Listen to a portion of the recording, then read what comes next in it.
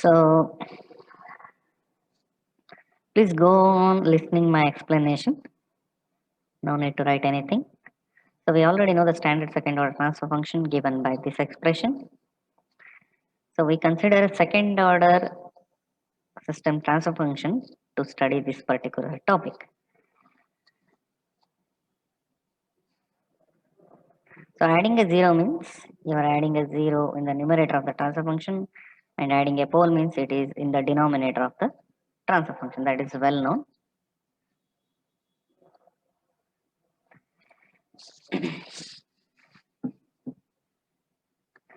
So the main concept is to understand these terminologies, dominant pole and non-dominant poles. Okay, this we have to understand, and similarly we have to understand dominant zero and non-dominant zero. Non-dominant zero.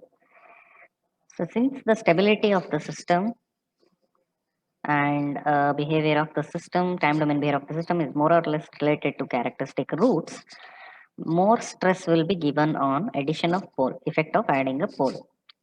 Okay, so we deal with the dominant and non-dominant poles, and let us understand what is meant by that. Similarly, the terminology dominant zero or non-dominant zero is very rarely used. Okay, it's not as much as significant with respect to pole, but just to make a analogy and just to make it easier to recall, I have added a dominant zero and non-dominant zero terminologies, though it is very rarely used.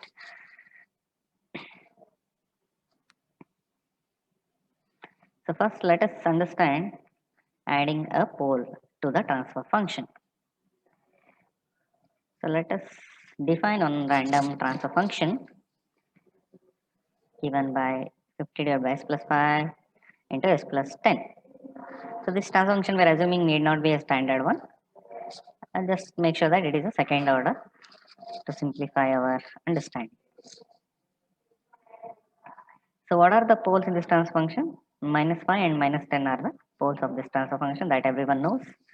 We call the poles as characteristic roots also. So minus 5 and minus 10, I am drawing it on the S plane.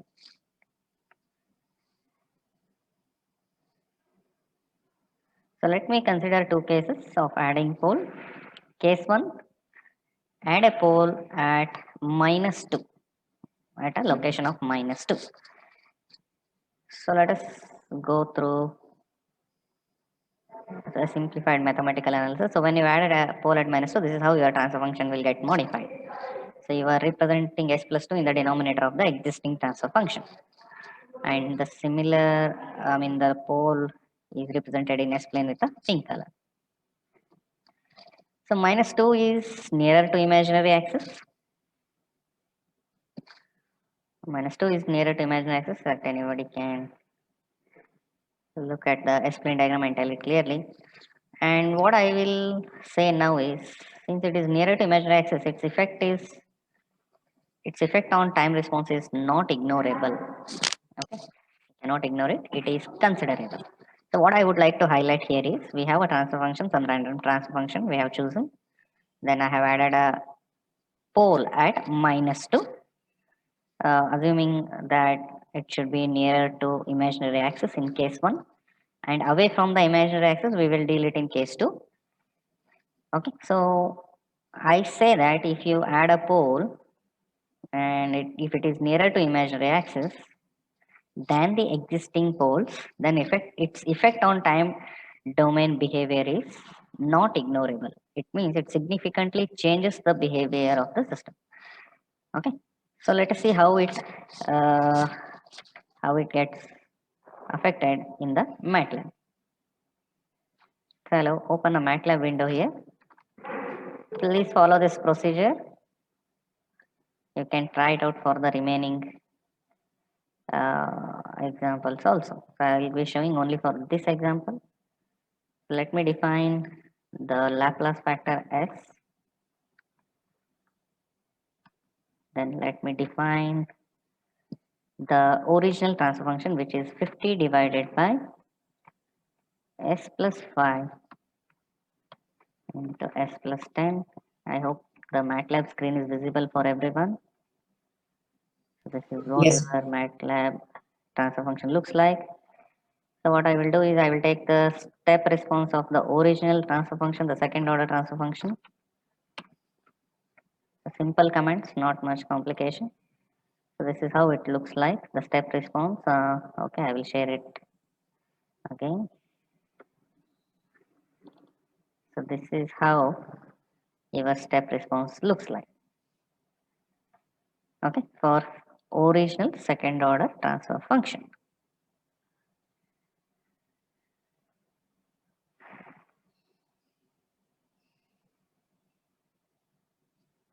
Next, I will hold this graph and add another pole for the existing transfer function, which is s plus 2. And I will modify the name for this with g underscore pole, meaning that we have added a pole. So this is how the whole transfer function is getting modified. So we have a third order transfer function now, and let us look at the response for step of g pole. Step of g pole. So I hope you can see two graphs here. So one is for system G, another is for system G pole, addition of pole. So when I have added a pole, my G pole response is entirely different. I mean, it is modified by a considerable amount as compared to that of the original transfer function. Fine. So what meaning or what conclusion I can make out of this is that so we have seen the time domain behavior for both original and addition of pole at -2. So from the Matlab response, we have seen that adding a pole at -2 has considerable effect on the time domain response or time domain behavior. So we call this -2 as a dominant pole. -2 as dominant pole. So you can ask me many questions like if the poles are not at -5, -10, and if the poles are at some other location. Okay. So there is the answer for every combination of poles.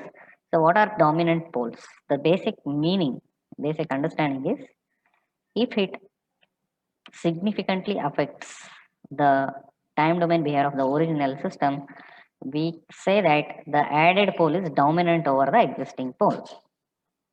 So that's why we call it as a dominant pole. And make sure that if you have a added pole which is very much nearer to the imaginary axis, it always causes a considerable effect on the time domain behavior. Suppose you have imagine -1 and -2 as the existing poles, -1, -2. And if suppose you add another pole which is again nearer to the imaginary axis, say suppose I will add a pole at -0.5, s plus 0.5 here, which is again much nearer to the imaginary axis as compared to the existing poles. So it obviously affects the time domain behavior of the original system, and we call that as a dominant pole. So let us look into other case and then we will take on any question answers if you have. So case 2, adding a pole at -60. -60. So we have s plus 5, s plus 10 in the denominator. Now we'll add up s plus 60. S plus 60, where you can look at that. It is too far from the imaginary axis, you can say. Okay, much far from the, far left from the imaginary axis.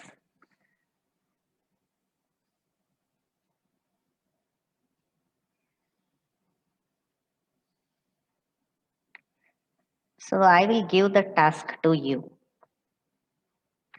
to verify the behavior in the Matlab. Okay.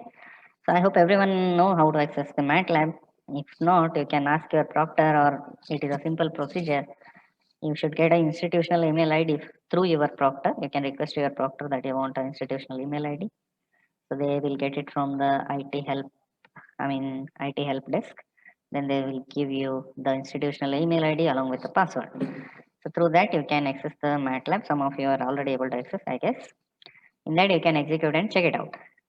So what you can observe after adding a poll at minus 60 is that it doesn't affect the time domain behavior of the original system considerably, or its effect on the original system is ignorable. Okay, very less or ignorable on the time domain behavior of the original system. So we call it as a non-dominant pole.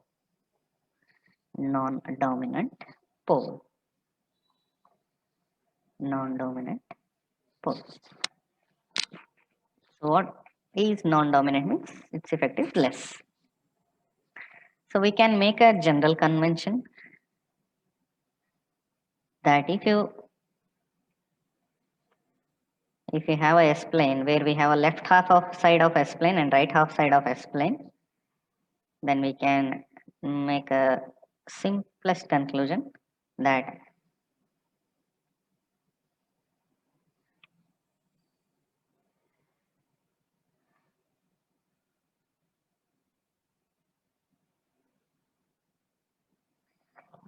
if any additional pole is located 5 times away from the existing dominant pole, then it is not dominant. Okay. So if you add any pole which is 5 times away from the existing dominant pole, just a second, then it is not dominant. So let us see.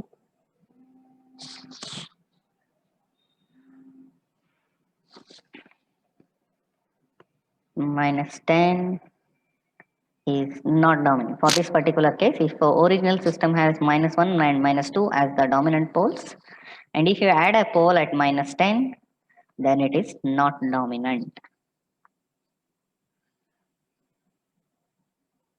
We added a pole at minus 10 here, and similarly, if you have another set of poles, say minus 6 and minus 2, the poles of original system, and I am adding a pole at minus 1,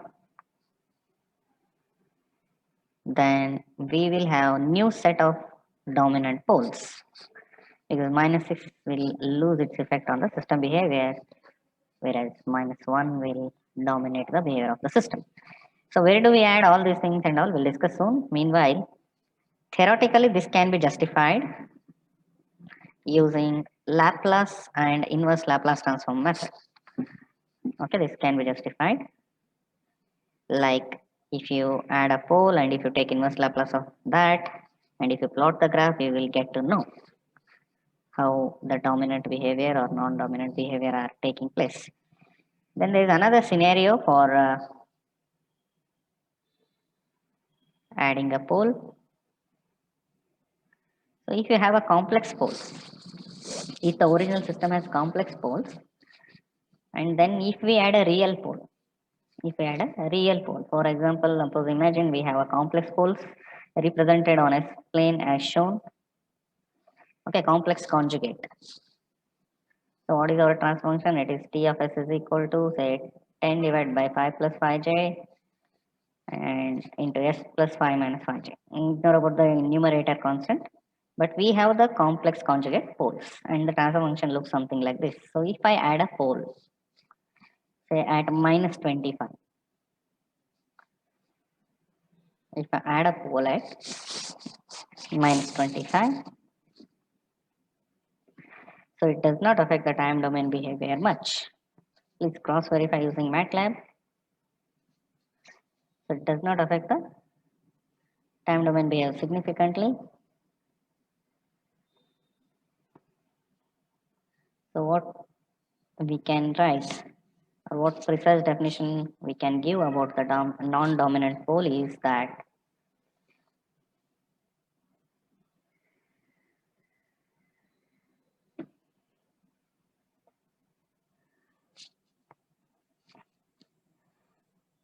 if the real part of the added pole is more than 5 times that of the real part of the existing dominant poles, then it is non-dominant pole. So the real part of the existing pole is minus 5 or magnitude is 5, and if there is any other pole added at 5 times away from the existing pole, then it is not dominant. It doesn't affect the behavior much.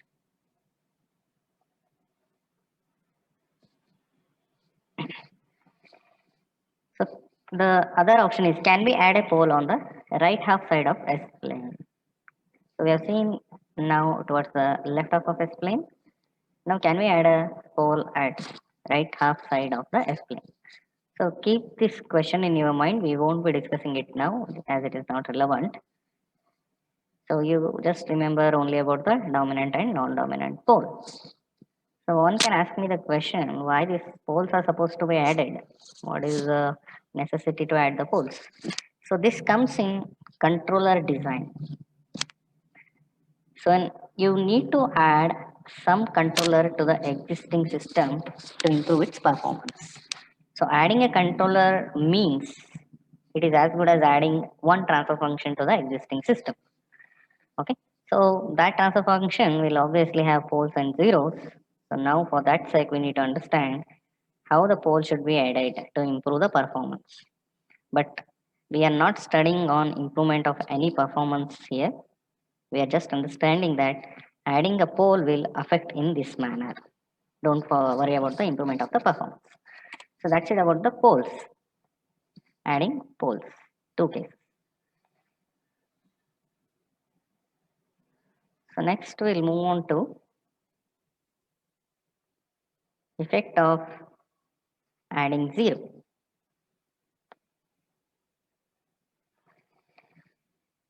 So let us assume we have a transfer function, a random transfer function given by s plus a divided by s plus c. So s plus c into s plus b. We have a 0 at minus a and poles at minus b and minus c.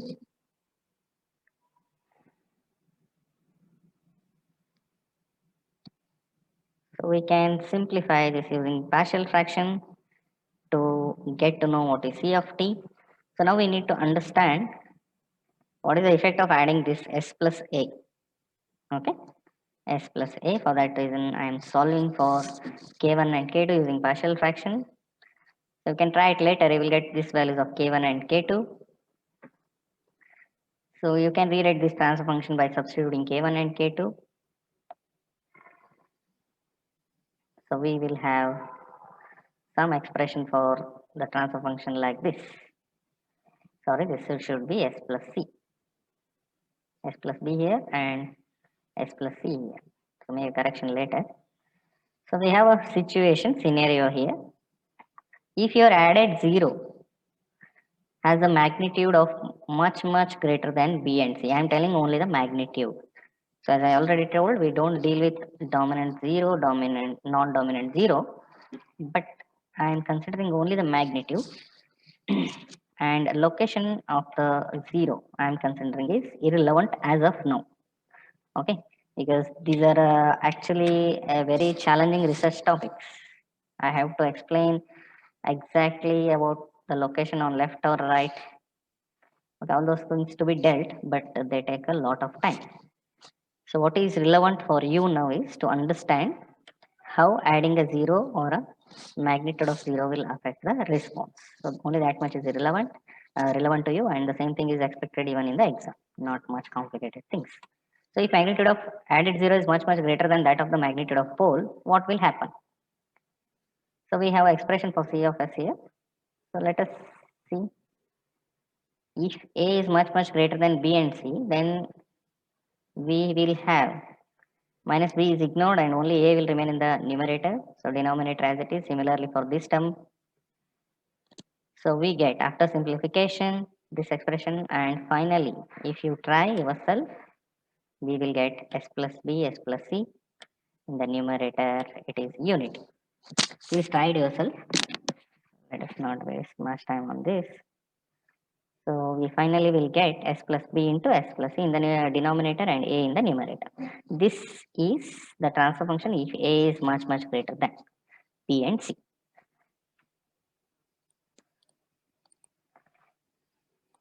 Okay. So s plus a has reduced to only a when a is much greater than b and c. Our zero's magnitude is much greater than poles. So a is a constant. It's a zero. It's a value. It's a constant. Zero of the system. It's a constant. So now we can term a as a gain of the system because it is constant. It's similar to k, which we had discussed in one of the previous class. Our other interpretation for this transfer function is c of s is the output of the system is scaled by a factor of a. We can interpret like this. So how we can write c of s equal to 1 divided by s plus b into s plus c into r of s and a scaling factor a. So this is for condition a greater than much greater than b and c. So we don't specifically term anything like dominant 0 or non-dominant 0. Next, other scenario where a is not much greater than b and c, or you can say a has a small value in the range of b and c.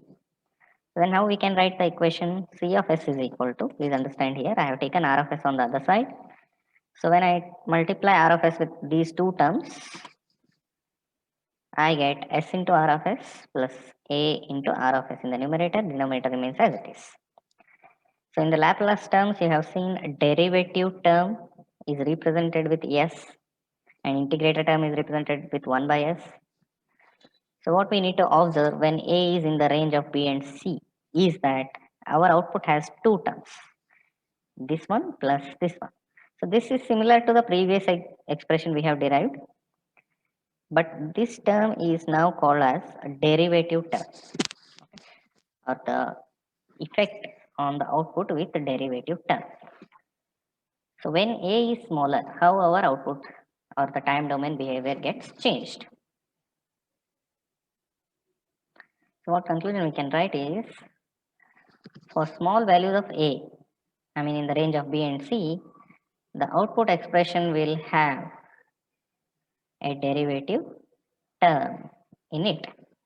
Output expression will have a derivative term in it. And what is the effect of a derivative term, or I hope you are aware about integrator circuit. So when you study signal processing, we often realize or process the signal in a hardware using a integrator circuit, not a differential or a derivative circuit.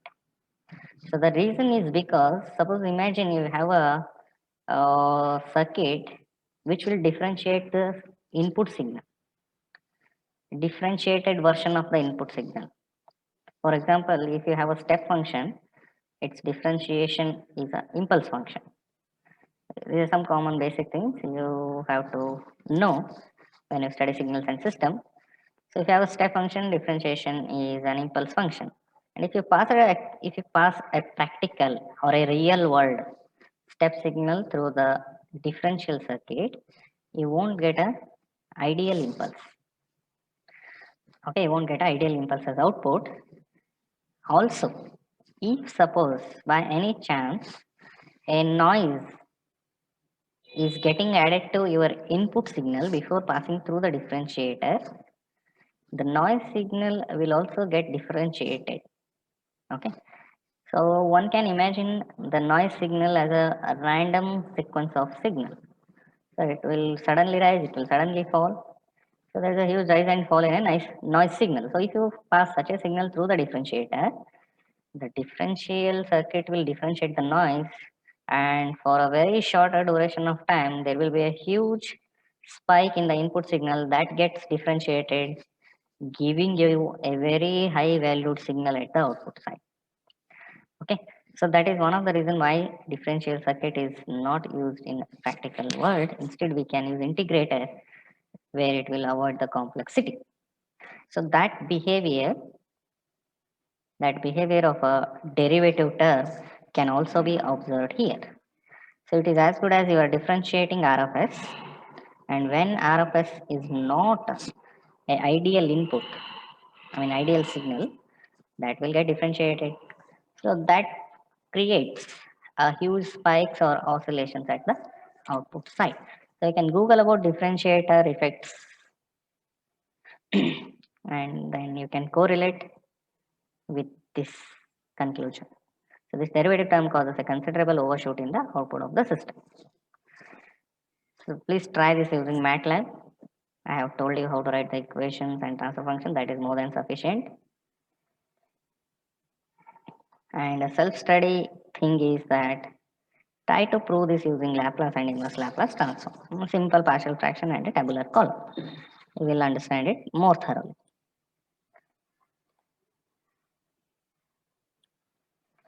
So that's it about the addition of poles and zeros. At max, you can be asked to write an explanation on adding a pole or adding a zero. So please understand it conceptually, then write. So we'll move on to the next topic, which is stability of linear control systems or linear time invariant control systems. Fine. Uh, just give a pause for this. This topic. So in the previous section, adding a pole and zero, you may have n number of questions. That is obvious. Anybody can get it. What if I add the pole in between the original existing poles, and what if I add a zero between the existing poles? All those questions. So I cannot take all such scenarios here. Okay, there will be a huge number of combinations you can make out. So what I wanted you to understand is only the meaning of dominant pole and dominant zero, and dominant pole and a non-dominant pole, and effect of adding a zero. So that was sufficient. Fine. So using Matlab, you can try your own way of understanding, interpreting the behavior, addition of poles and zeros. So when it is asked in the exam, like if they give a transfer function and if they ask you, what is the effect of adding a pole here? So your job is like to take inverse Laplace of it, fine, and inverse Laplace of original system, then make a approximate guessing of the plots. Make a approximate guessing of the plots and mention the effect in terms of time domain specifications. Okay, in terms of time domain specifications. For example, in one of the example I had shown in Matlab, you can say that there exists a huge steady state error. So similarly, there may be a change in the overshoot level, or there may be a change in the settling time, or there may be a change in the rise time, peak time. So all those conclusions you have to make yourself. So you decide one original standard function transfer function on your own, and for that you just go on adding a pole and zero, then look at the location of added pole, and then make a conclusion. Or in the exam, if it is asked a generalized explanation on adding a pole and zero, you can write whatever I have explained here. Okay, if even after this, if you still get any doubts, clarification, you are always welcome to discuss in the class hour. But meanwhile, I suggest you to try out and then come for a conclusion on your own, as the topic is very vast and the required thing is very less. Fine?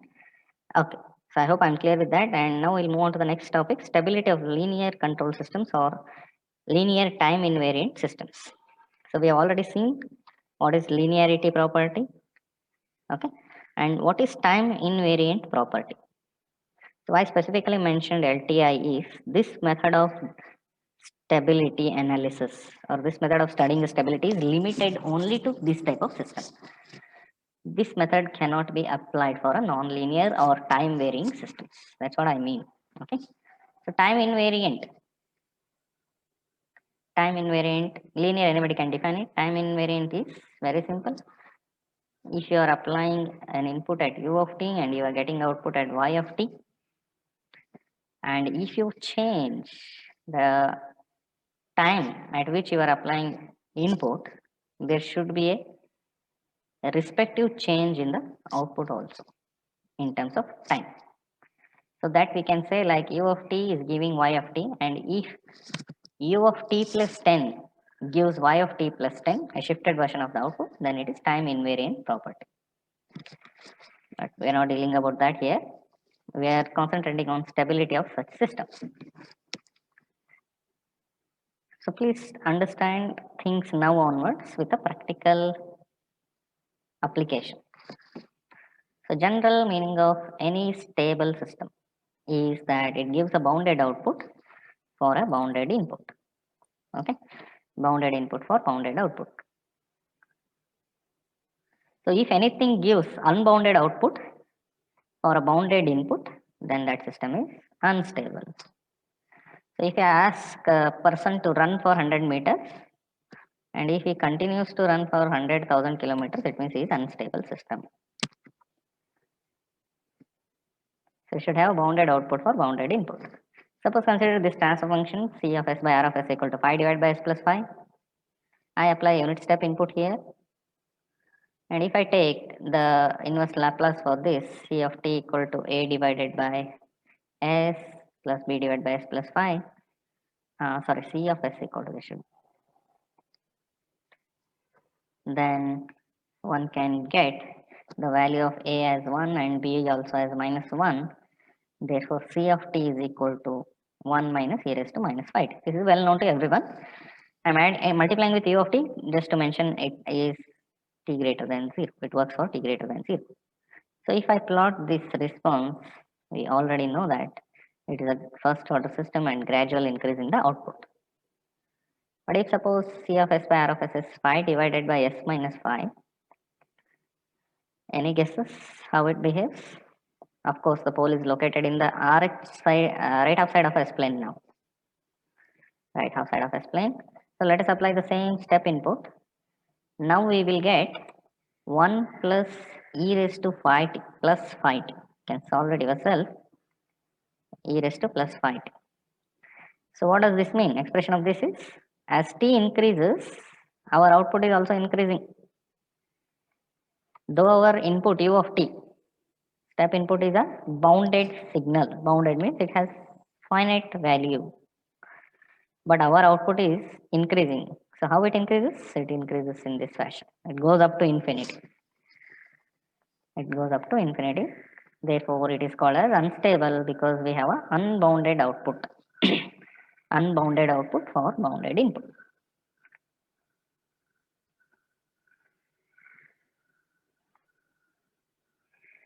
So similarly, we can deal with a second order system also. Stability of second order system. So how it goes? So we have S plane here. Let us randomly assume two complex conjugate poles in the left half of S plane. So left half of S plane, if they are present, we have already seen we will have this type of response, right? This type of step response. So the output for this pole is bounded. So this is stable system. Next, another case for second order system. If we have poles on the imaginary axis now, something like S plus 4j, S minus 4j, how our output looks like? It is oscillatory. Any guesses? What kind of a damping factor it will have? S plus 4j and S minus 4j. 0. The characteristic root S plus 4j and S minus 4j.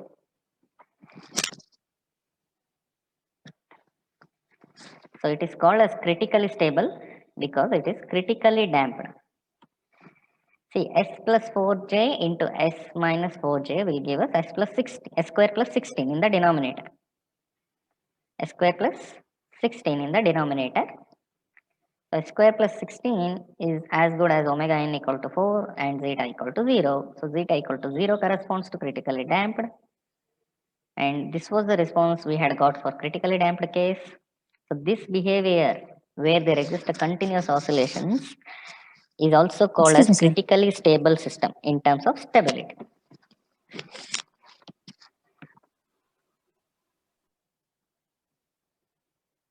And the third case, where we get the poles in the right half of the S-plane, either complex or real.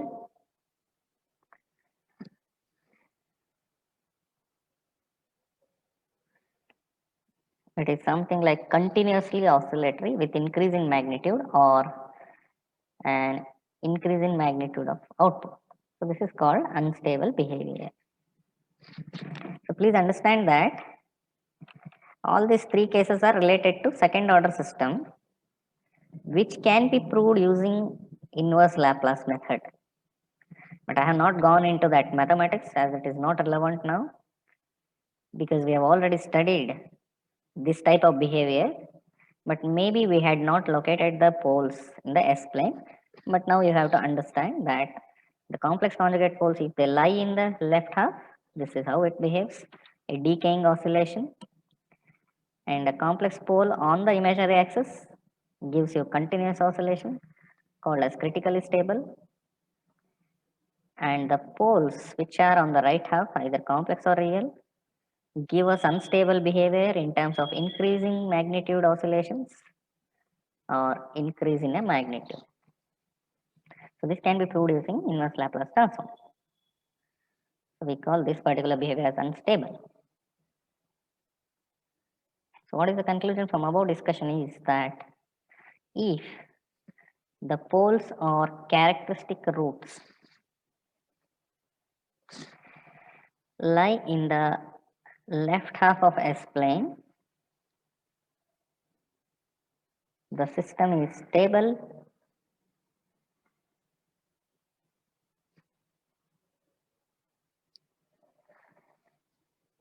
and if they lie on the imaginary axis, the system is critically stable.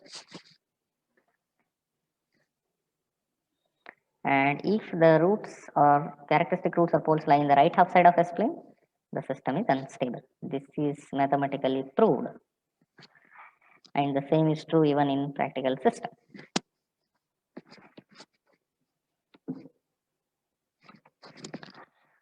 Any doubts till this point? I'll wait for a minute.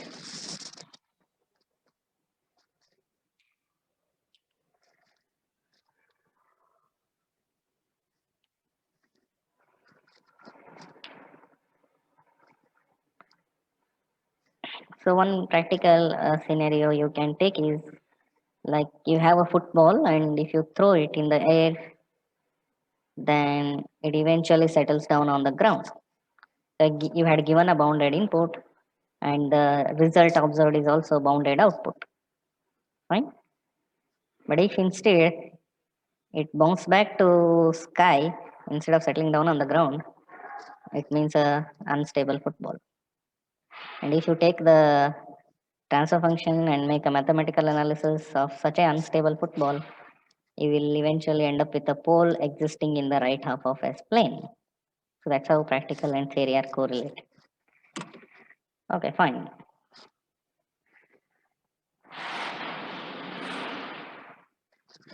So now we study one specific algorithm or a method to check the stability of the system known as RH criterion or criteria. So I'll give one example before directly proceeding with the RH criterion. So if I give you this second order system and ask you to check the stability, one can easily tell me that there are two poles at -10 and -5, therefore system is stable.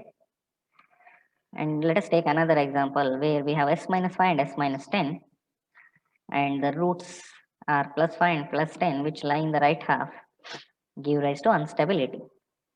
But if we have one combination where we have one right half pole and one left half pole, what about the stability of the system? Any guesses for this question? We have one pole in the right half, one pole in the left half. What about the stability of the system? So let us look into this. So one of the term in the above transfer function will have an inverse Laplace transform of e raised to phi t, correct? So s minus phi will somehow have after partial fraction as e raised to phi t. So that e raised to plus phi t will ruin everything because it is an increasing parameter. Okay, therefore it makes all our output as unbounded, and therefore the system will become unstable. So what does this mean? Even if you have a 10 stable pole, and if there exists one single unstable pole, the whole system will become unstable. Okay, so 60 good students in the class, one bad student will give a very bad reputation to the class. Just an analogy, joke. Fine. So you please try and find inverse Laplace for that system, and you will get to know. So the conclusion is, even if one pole lies in right half of S plane, the whole system is unstable. So now, before proceeding to RH criteria, let us look into this example. You have something called, say, S raised to 4, 20s cube plus 3s square plus 10s plus 50. So what about the stability of this system? So it is quite complicated, because you need to look for the poles and zeros location. Finding the poles and zeros location is quite difficult if the polynomial is very lengthy. And Routh Hurvitz deal only with such scenario where you cannot find the location of poles or the characteristic roots easily. The denominator is fourth order.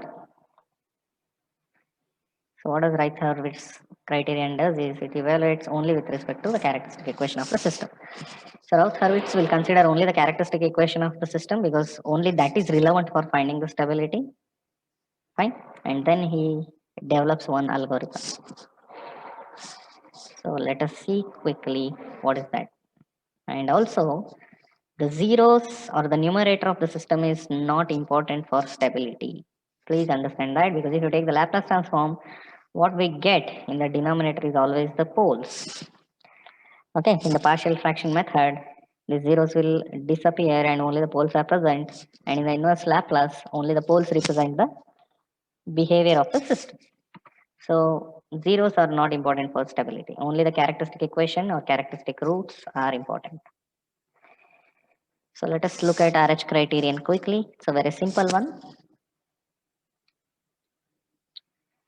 Suppose imagine you have a characteristic equation.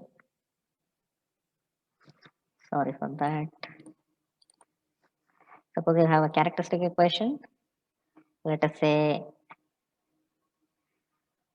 a naught into s raised to 5 plus a1 into s raised to 4 plus a2 s cube plus a3 square a4s a5 equal to 0.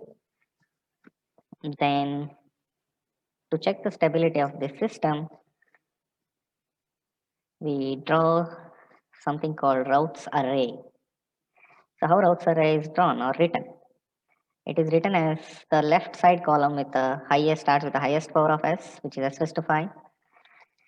Then we write the coefficients of odd power of s. So a0, a2 and a4 are the coefficients of odd power of s. And if suppose it starts with s raised to say 6, then in that case we start our table with s raised to 6 and we write the coefficients of even power of s. But for this particular example, we take from odd power and proceed. So s raised to 5, coefficients of odd power for s, and s raised to 4, coefficients of even power of s. So s raised to 4 is here, a1, a3, a5. That's it. If you do this and write this coefficient correctly, you will get half of the marks. So what's next? Next is simplest of the simplest calculations. So I'll directly write some constants here, and let us see how to find those constants. So the A's are known. How to find B? So B1 is found using this formula. A1 into A2 minus A0 into A3 by A1. I repeat, B1 is A1 into A2 minus A0 into A3 by A1. So how it goes? So B1 is equal to this into this minus this into this divided by this.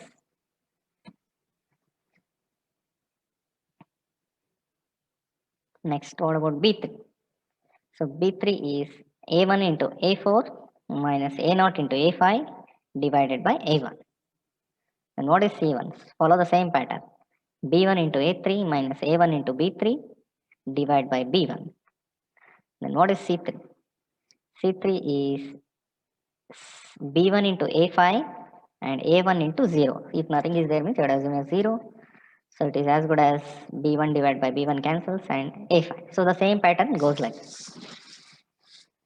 So once you finish this table, there is some conclusion we have to make out of it. Ganesh, is there any class after this or can I extend for 2-3 minutes? No, sir, no class after this.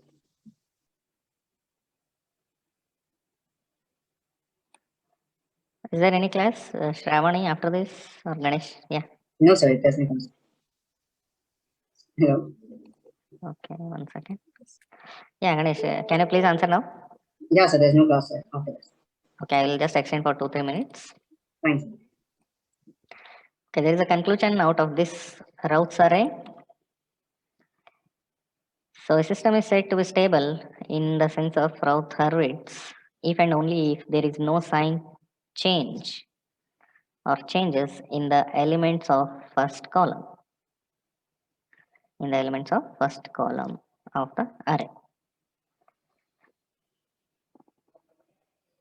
So this is called first column. If there is no change in this first column, it means it is stable. So I'll solve the numerical, it will be clear. So there is not much complication here. And also the number of sign changes, if any, in the elements of first column. Okay. That number is equal to, okay, that number is equal to number of roots with, characteristic roots, because we are dealing with a characteristic equation. So that number is equal to the number of roots with a positive real part or a unstable roots. So I'll make it clear once again. While constructing this table, if there is any sign change, then it means it is unstable and the number of sign changes is equal to the number of roots with the positive real parts. Fine?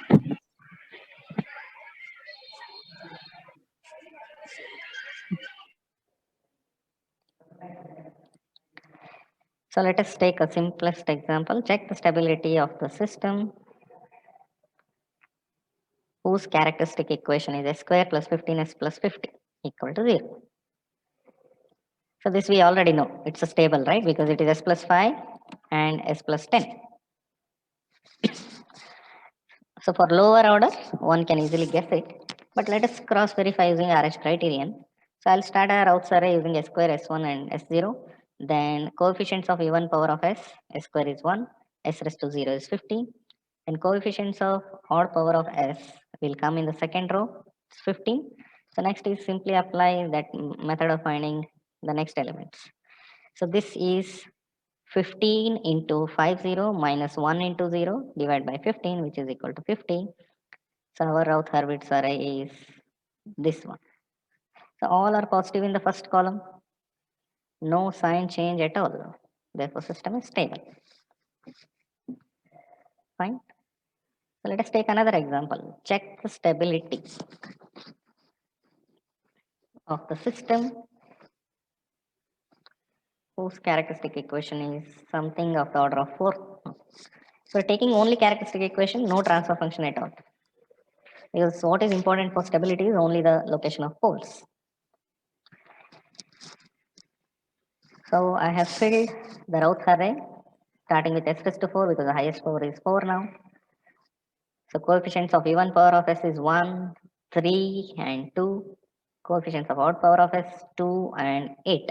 2 and 8. So what about this value now? It is 2 into 3 minus 8 into 1 divided by 2. So you will end up with minus 1 here. And similarly 2. Then 12 here. Then 2 here. So there is a sign change. So one of the element has changed sign from positive to negative. And again from negative to positive is also another sign change. Okay, so we call that as a positive to negative as one change and negative to positive as another sign change. So there is a sign change in the Routh Hurvitz array.